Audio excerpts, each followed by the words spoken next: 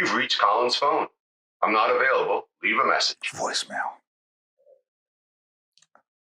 Oi, it's Mal. Royal Lochnagar's all set up how you wanted it. Let me know what's happening.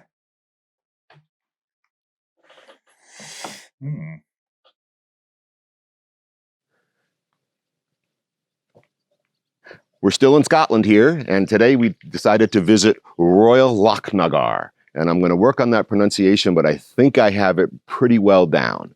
So this distillery is actually about a mile from Balmoral Castle and was originally known as New Lochnagar. But when Queen Victoria and Prince Albert visited in 1848, I believe, 3 years later, they got a royal warrant. Now, I think it was established in 1845. But in 1826, they began distilling here, and the competitors, because it was illicit distilling, moonshining, so to speak, in the States, they came by and burned the place down. Now, they burned the place down, rumor has it, up to 3 times before they officially got their license and became a distillery on this site. And again, we're in Scotland, and you can just know it just by the stonework all around us. Now, one of the things about Royal Lochnagar, they produce the smallest amount of whiskey for Diageo Holdings, about 450,000 liters per year. And a lot of their spirit goes to the Johnnie Walker blends. But we're excited to taste some of their single malts today, and they've granted us permission to hang out with the team and have a number of drams. So we'll see everybody for that experience inside. Come on.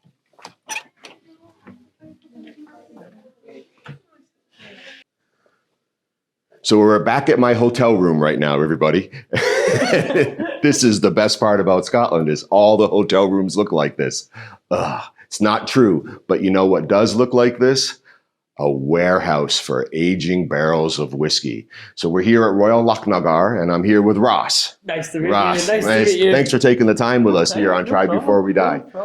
So I've seen before warehouses have numbers attached to them, like warehouse 1 or 9 or 3.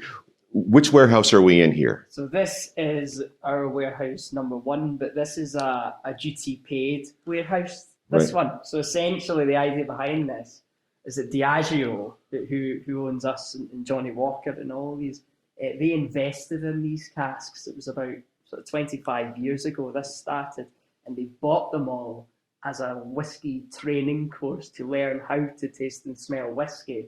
But for an in-house one for Diageo employees.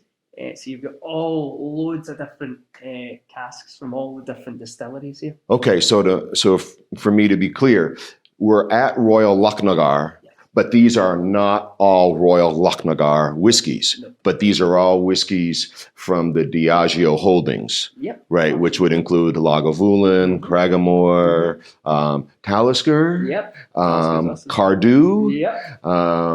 Let's see, help me out. Mortlock? Absolutely. Okay. Absolutely.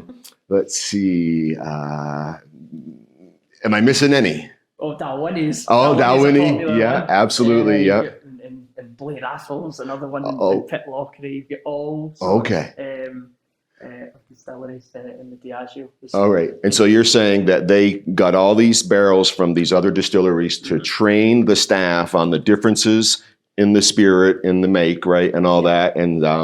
And duty-free means all the taxes have been paid, so people can now drink out of these, and the government doesn't get mad because they already got their share. That's it. And that's it. And again, they've got all sorts of casks in here, and they even have some that are even from some of the lost distilleries that were mothballed in the 1980s. So there's some in here. There's a little combo more at the back. That's worth more than me working here a year. So the Convo more. So actually, now not on the show, everybody. So sorry, we actually finished the whole bottle, but a number of years ago, for one of our private New Year's events back at the bitter end, we opened a 1977 Convo more and finished it. All right. So one of the things I really like about this, and I don't know if it'll come up on camera or not, if you'll be able to see it, but I mean, there are cobwebs. This is really a true warehouse, right, in the sense. Now, do you know when this particular building was built that we're in?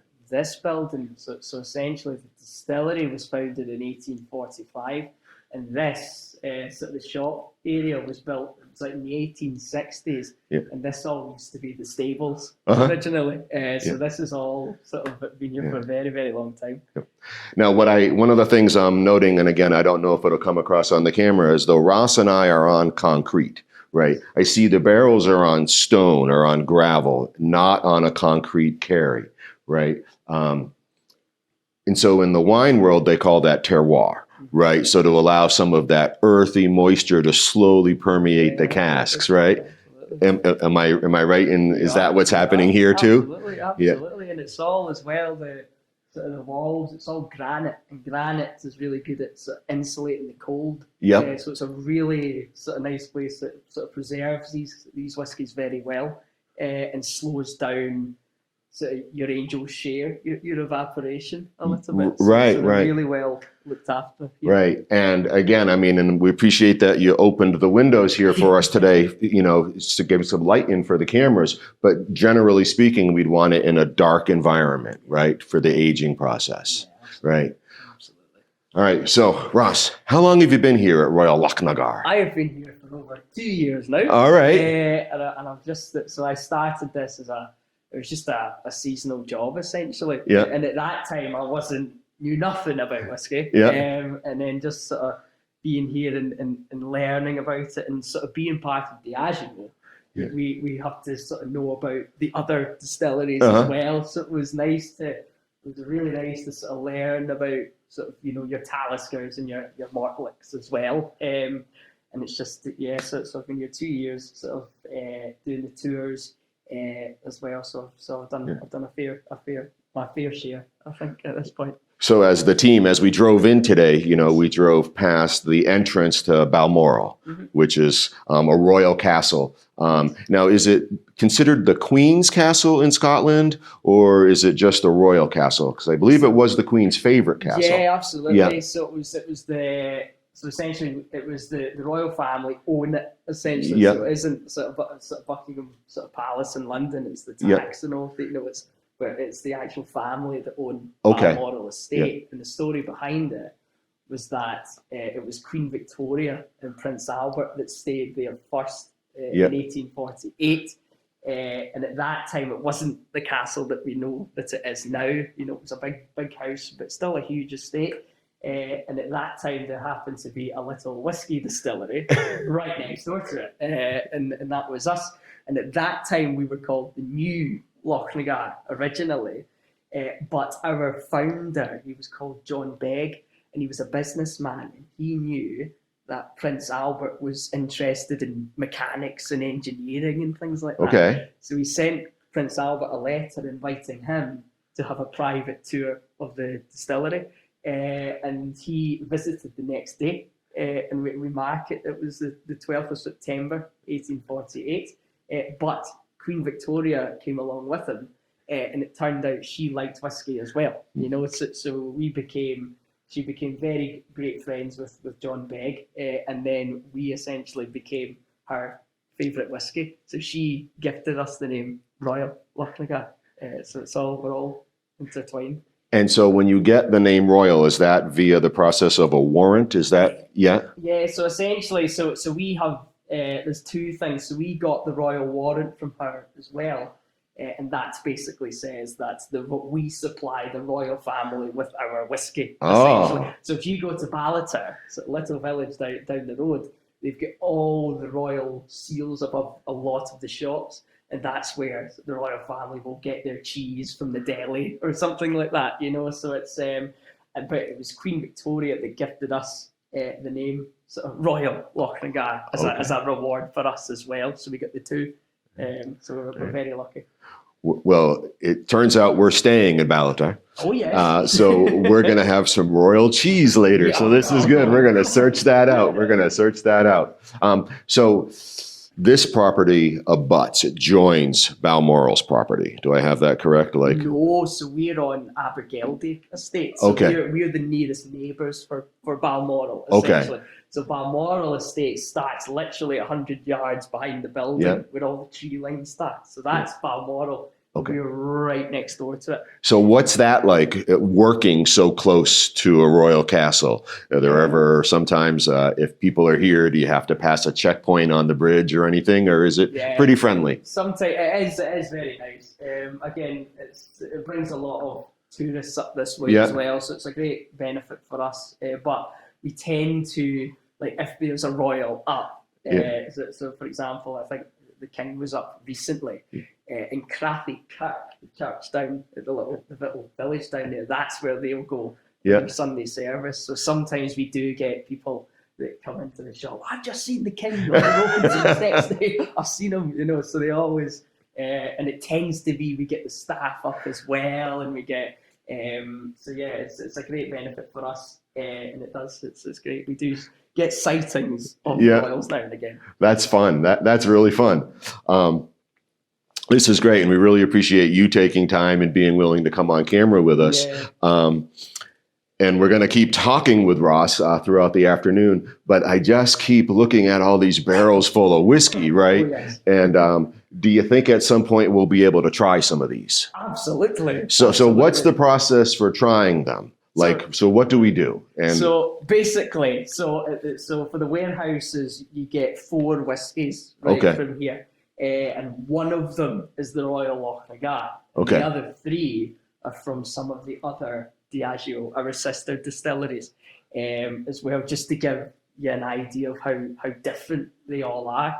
A lot of similarities on paper, you would think, but once you sort of start drinking it. So essentially, we've got 4, and the first one that we've got is the homemade. It is the Royal Lochnagar, this one. And essentially, you get to pull the whiskey out of the cask with the beef stick, with the village. Okay. So will these be, and again, I ask questions almost always when I don't know the answer, right? And that's true now too. So will these be cask strength, or have these been prepared for, yes? So don't worry, everybody, we brought a driver. So this is fantastic. All right, so would the next step being getting some whiskey out of a barrel? Absolutely. All right. Can I help in any way? Oh, you absolutely can. So this is a little sort of glass. Right. So the first one. This is my glass, everyone. So this is the Royal Lochnagar. So the standard that we make is the 12. So that's the one that you see in the shop. Yes. And that we tend to use refill sherry casks here, right? So they are. It's just you don't get the full, like, if you've got a brand new sherry cask, you'll see one. The whiskey turns this dark red, and it's like a Christmas pudding sort of character. It's amazing. But this is a Hogshead Royal Lochnagar. It's an American oak one, and a lot of these come from the bourbon industry in the US. So this is the only sort of pure American oak Royal Lochnagar that I've tried, that we have access to. Like the DE, the distillery exclusive one, is a mix. It's got a wee bit of American oak and then some shit, and then finished in a whiskey wine cask. But this is a pure Royal Lochnagar sort of American oak cask. So it's got a sweetness to it. And it's from 2001, this one. So it's a 23-year-old. So, and again, it's just a... So it tends to be quite popular because we make it, it's a very sweet whiskey. It's a very smooth whiskey that we make. So it's not, we've got some whiskies here that are quite, considered quite complex. There's a complexity to a lot of them. And there we go, bang. And that's it. And you'll see it's got a lovely sort of golden colour.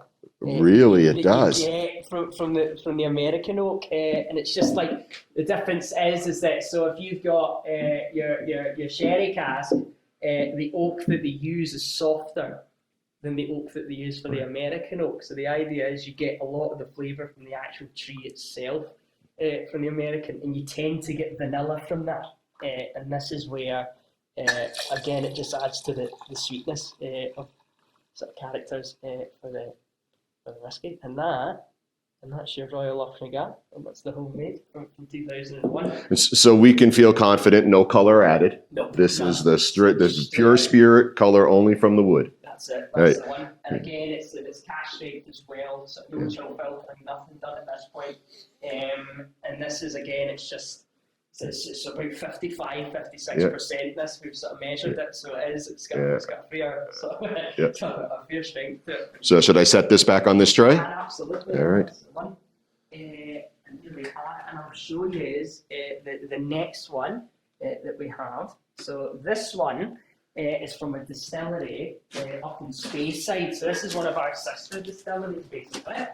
And this is from a distillery called Cragganmore. Right? So Cragganmore is a Speyside one, and it's quite a. So we make a very smooth whiskey here. So you'll try it and you'll see it's a very easy one.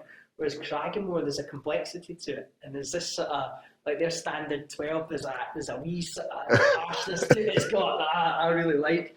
Whereas our one is really super smooth.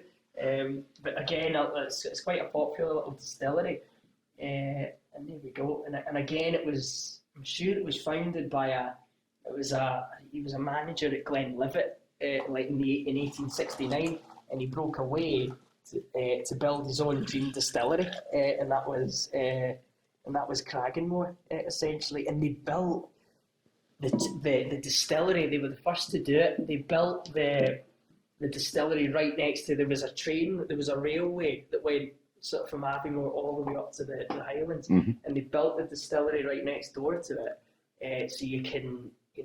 So they could basically get the whiskey up and down Scotland. So it was the first one to do that. So it was a really sort of clever little distillery. There we go. And that's the Cragganmore, and it's the same age as the Royal Lochnagar, 2001 as well.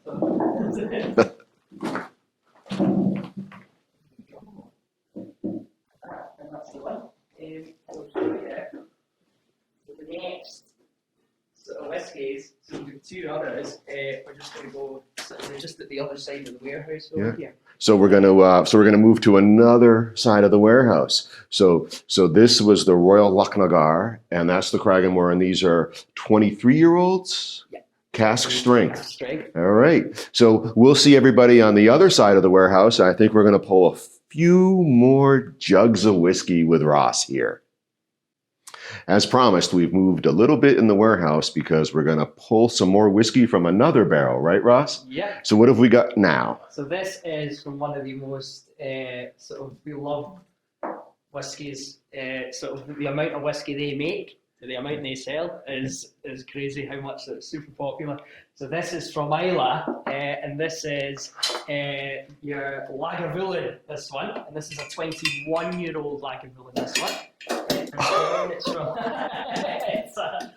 And again, we always, a lot of people, that come on these tours and things, a lot of them aren't sort of whiskey drinkers or anything. And what I like to say about Lagavulin is that it's the Ron Swanson whiskey from Parks and Recreation. So this is they're just a really, really meaty, heavy whiskey. So like for our distillery, sort of when we're distilling, there's this thing. So all the stills are made of copper essentially, and if you can get the alcohol to come into contact with the copper takes out the heavy flavours naturally, right? So a lot of distilleries like us want to increase that, but Lagavulin they don't. So they're a very heavy whiskey. But most importantly, they are a peated whiskey. So they're one of the from Islay, a lot of the distilleries there. It's a tiny little island off the west coast of Scotland, and it smells lovely as well. It does.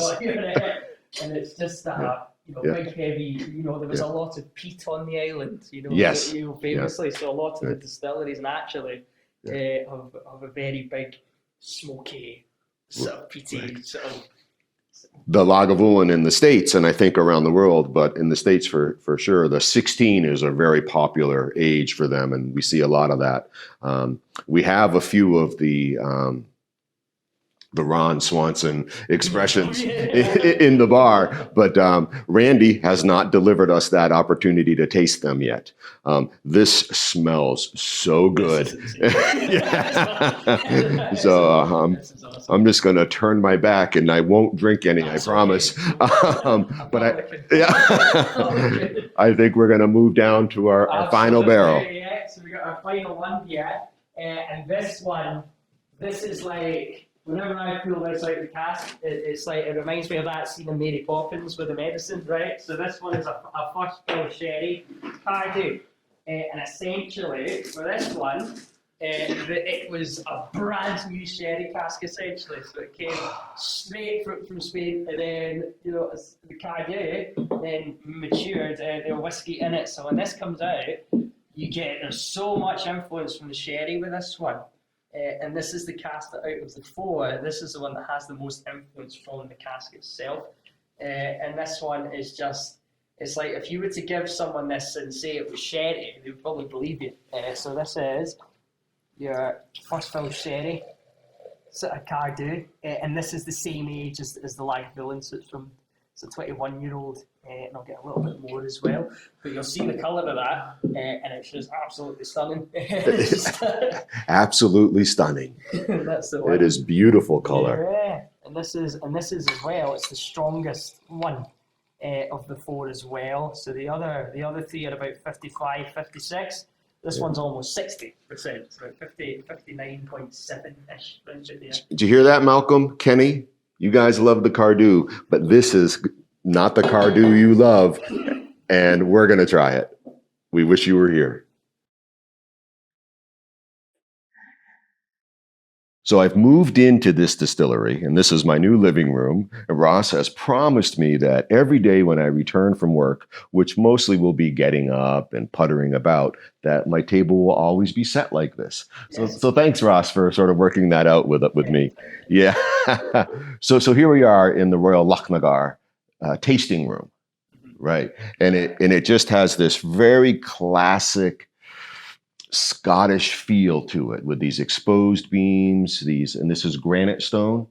This granite stone, I think there's a fireplace behind me with a portrait above it, and some pretty darn rare whiskeys on the wall too.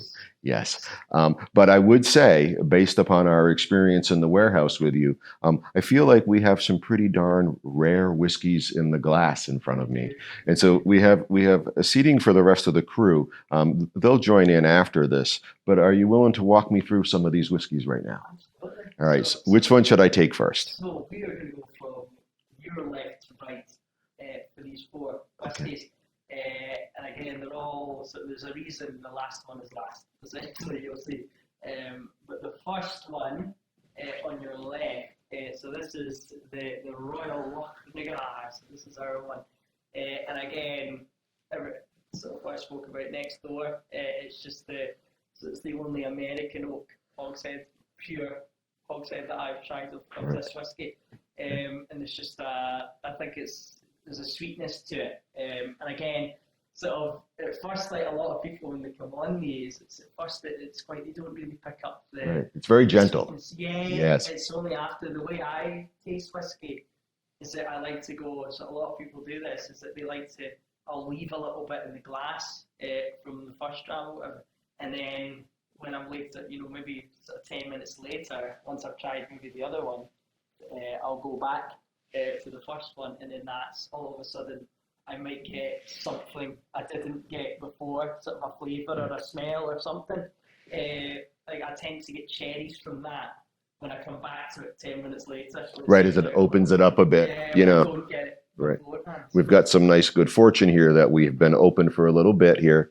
I don't know if you can see here, Ross, but I did a little twirl with it, and it's just hung so nice as if it is a mountain range on that glass. It's really hanging in there. Remind me again, if you can, the ABV on this? 55. 55 ABV. It's very gentle on the nose. The nose betrays the ABV, right? It is not smelling a high alcohol. It's a very pale gold. Yeah, you okay with that description? Yeah. Yeah. And again, correct me, right? You know, you're the expert, right? If you're like, no, that's not pale gold, that's light gold, right? You know, absolutely come after me. It has just hung in there. I mean, and I think you can see here too, just the beginning of some drops. They're just taking ever so long to work down the glass. All right. So this may surprise you, and this may surprise everybody. This is about to be the first time I've tried a Royal Lochnagar. You're a smaller distillery, right? And a lot of your spirit goes into some of the Diageo blends. Do I have that? Yes, right. I'm excited to have my very first Royal Lochnagar, and it's a 21-year-old. 23-year-old, 55 ABV. Lucky me. Yeah, every day can be your birthday if you don't tell the truth. All right, here we go.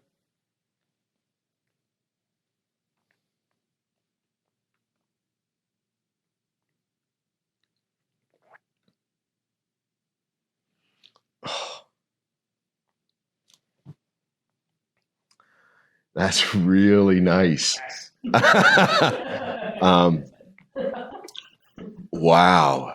Again, the ABV is not delivering this punch in the face, but it's rather very complimentary, right? I'm warm in the neck, maybe a little the upper chest.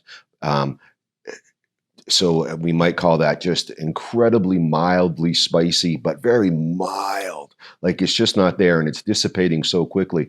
But where it's lingering the most is in my mouth. Yeah. Very fruity.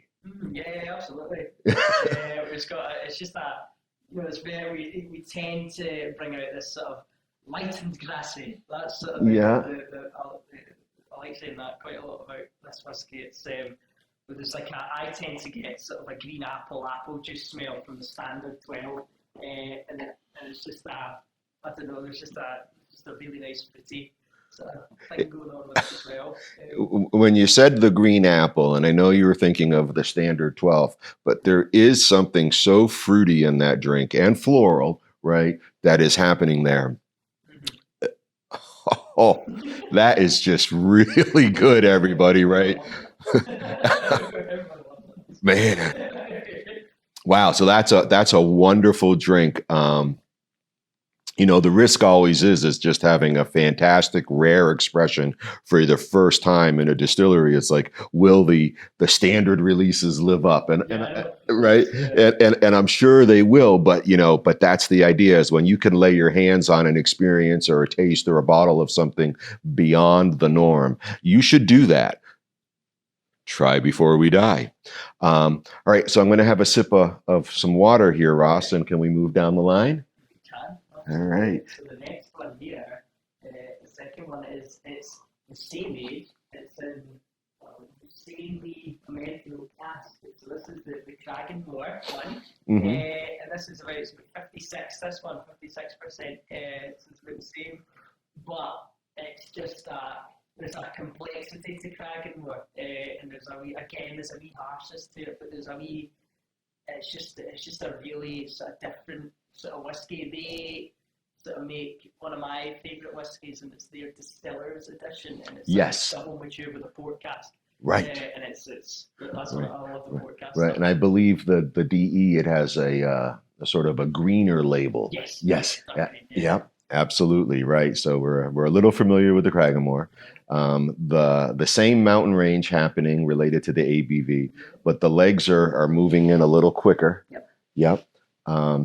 And Speyside? Yep. Right. Yeah, Speyside. And Royal Lochnagar Highland? Yes. Right. Because we're just sort of tails round underneath Speyside. Yeah. Because we're like the only one here. Okay. So it's like a weird thing that it does. And so 23-year-old, 56 ABV, only available here on site. Only one. Only one of that. Yeah. That's our favorite. Yeah. All right, so deeper on the nose. Yeah, a little more robust on the nose. Not the alcohol, but maybe a little more malty on the nose. Yeah, So a little more cereal there. And I don't know if you can see that, but look at how those legs have all come right down, right, come right down into the glass.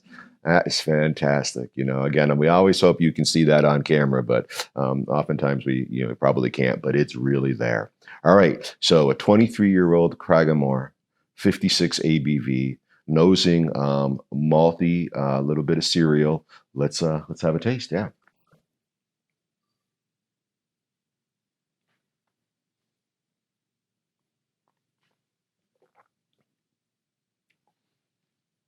All right, so some good oil, right? It's got nice mouthfeel, some pretty oily. Amazingly different than the Royal Lochnagar, right? Just such a different whiskey. It's not that light, floral, fruity. We're moving into, again, just as the nose is telling us, into something a little more malty, right?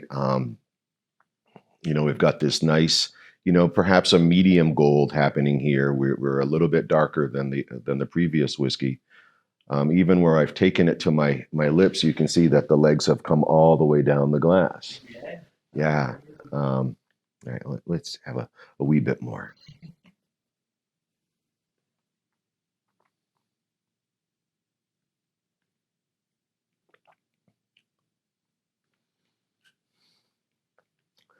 It's like there's like I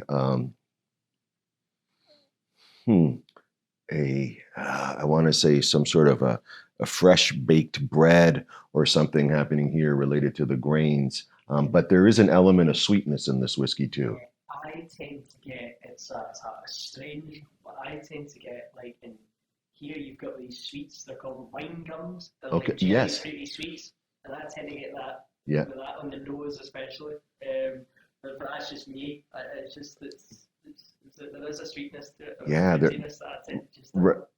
Wee bit there. Right. So when I say that fresh baked bread, but it's a sweet bread. Yeah. Right. That's what yeah.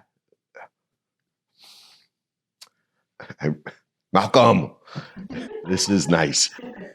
All right. So I'm gonna clean it up with a little bit of water, but not disappointing so far, Ross, at all.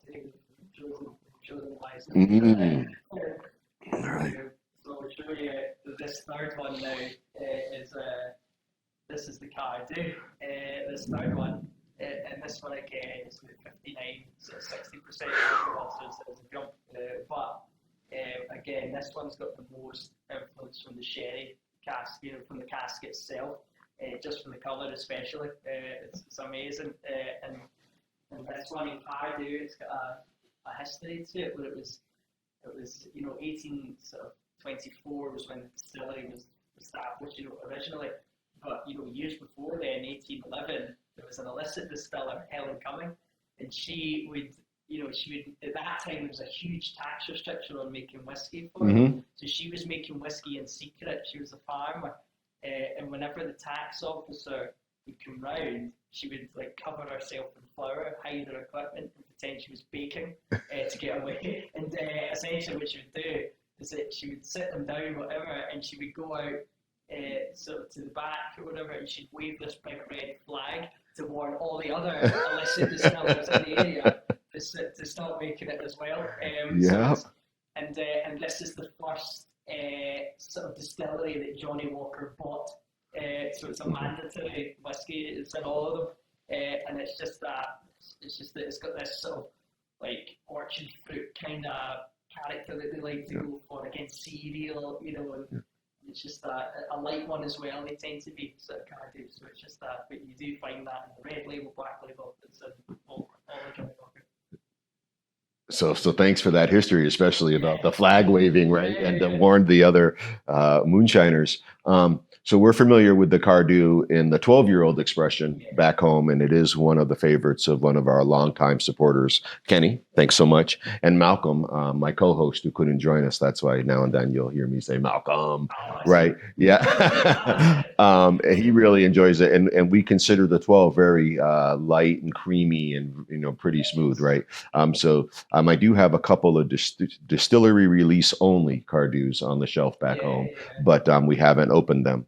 I'm really excited to really try my first off the track Cardhu. been paying attention to the legs, and again, this you can see it is just hung up top. Yeah. It's just hanging. Yeah. And it is this lovely mahogany, this ruby kind of color. And this was a first fill sherry. Yeah. It's just a beautiful color. Again, on the age 21. Yeah. 21. Yeah, a 21-year-old Cardhu. Ah, you can really nose that sherry, right? You really pick up on it. You really. And again, I mean, you saw us pull this straight from the cask, right? Again, all these whiskeys, no color added. It's just the wood influence and time. Yeah. All right. And so this is the traditional Cardhu spirit, but spending 21 years in that first fill sherry cask. Yeah. We absolutely feel very fortunate to have this experience. Oh, you can see now. See, they're starting to flute all around. Yeah. And they tend to use, I think, bourbon casks as well. Yep. So this is quite unusual, just being a sherry cask. All right. So let's try this Cardhu.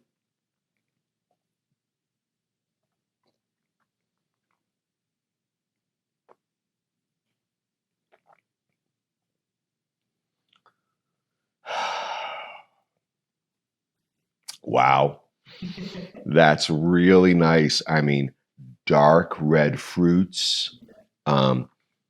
It's got this tingle on my tongue that just won't stop. Wow. Spanish sherry, right? Obviously. Yeah. So sherry, I think I'm not an expert in sherry, but it's all made in this tiny little region in Spain. Yeah. And I think, Jerez is a popular origin point. Wow. I'm trying to create a chocolate event in my mouth, but I'm not getting there yet because I'm so stuck in these dark, rich red fruits, whether it's a plum, a cherry. I mean, it is darkly fruity, right? Again, the finish isn't this medicinal 56 ABV all the way through the gullet. It's really just right here. It's lingering. A little bit of numbing on the tongue. It's just, when people, Ross, and I'm sure you've had this experience too, first get introduced to Scotch whiskey, you sort of have one mind of it's only this and it's only that, right? And it turns out it's so many different things, right? And on glass 3 right now, 3 distinctly unique experiences. Wow, I'm going to just have an extra sip of this. Cardhu and Cragganmore are literally 10 minutes away from each other in the car. They're so close to each other, these two distilleries. It's amazing. And doing something so different. Yeah. Exactly. Wow. Amazing. Wow. Still, none of the chocolate, all of the dark fruit. Wow. Stunning, yes. All right. That's the one. And then this is the point of almost no return. That's my favorite place. Yes, so the final one. So this is once you try this, it lingers in your in your palate for ages. And this is the Lagavulin from 2003. And this again is about in the mid 50s, 55, 56, and it's again just your American your hogshead cask, and again it's just it's a smoky one, it's a heavy one, but the smoke, the peatiness softens over the years. Over time, right? Yes. So again, it's peaty, it's there, but it's not quite as intense as the 16. I think it's just but it is still very heavy, right. And there's a lot of there's a sweetness I find with it. Mm-hmm. And it tends to be quite popular on the warehouse station. This one. Right. Recently, we had some Lagavulin 16, and it was like remembering an old friend because it is just so wonderful. And Ross is right, and of course he's right. The longer repeated whiskey ages in the barrel, the less intense the peat smoke experience becomes, and the more subtle you experience. So that's why and forgive me, Ross, like the Ardbeg Wee Beastie, only at 5 years old, is such a punch of peat and smoke. Whereas what the longer it ages, it just relaxes so much, and it allows the other flavors of the spirit of the whiskey of the barrel to come through, and it becomes more of a complement, right, than dominant. Yeah. Right, which is what makes the Lagavulin 16 so wonderful and so familiar as an old friend. It's like, oh, right, I do like you. Spend the night. All right, again with these slowly developing legs, you can see the drops happening in the mid 50 ABV again. Again, we're into this, knocking on the door of medium gold. You could put this in a wine glass and probably trick somebody into a Chardonnay, right? Until probably it hit their nose. All right, so let's see what we've got here. A 21-year-old. Yeah. All right. Yeah, it is. It is this light peat, right? Light smoke, right? It's not the dominant experience. It's right there on top. But it allows you to have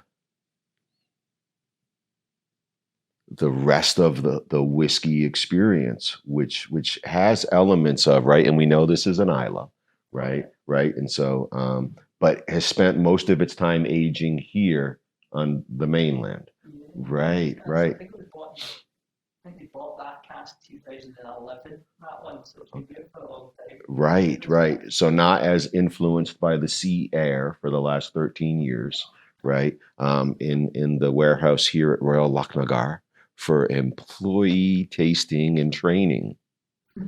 As I said, I've moved in. All over, even though they come from all over the world as well. So it wasn't just whiskey, it was people that would, wine, whatever. Yeah. All right, we're going to try this. This will be, I think, the oldest Lagavulin I've ever had. Yeah. I'm wrong a lot, but off the top of my head, I believe that to be true. And if you heard that, the gods agree.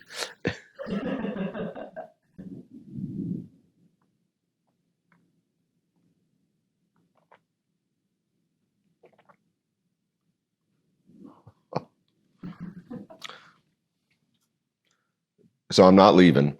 Wow. This is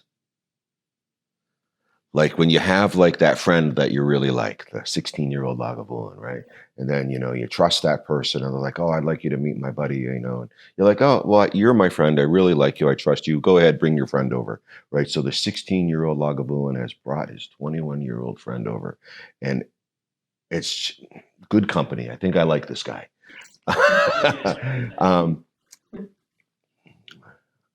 So again, the very moderate peat smoke influence, but there's something happening underneath here.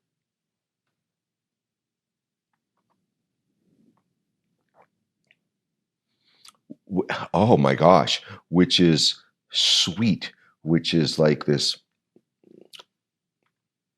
Oh my gosh, what is that flavor? Can you tell me? Do you know? Many flavors. There's something fruity, right? It's a. It's citrusy to me. I don't know. I wanted to go like almost like an apricot, right? It's sort of in between a green and a red, right? And which would be that citrus would be in that orange fruit range, right? It is.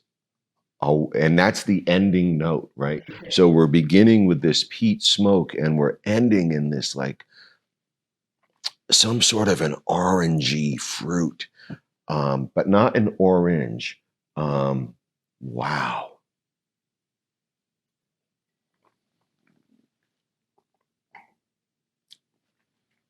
So don't panic, everybody. We are going to drink these, and we're going to do that off camera. Not a bad one in the bunch. So I'm gonna recall it. The Royal Lochnagar, the Cragganmore, the Cardhu, and the Lagavulin. Straight from the cask here at Royal Lochnagar Distillery. We've been here with Ross, who's shown us a wonderful time, taught us a lot of things both on and off camera. It's been a great experience. The crew has given me the hurry up call and we'd like to have a glass. So just want to thank Ross again. Thank you so much for your expertise and your time and your willingness to be on the show. Malcolm, we missed you. And Royal Lochnagar for the win. With a bearded man and a British guy.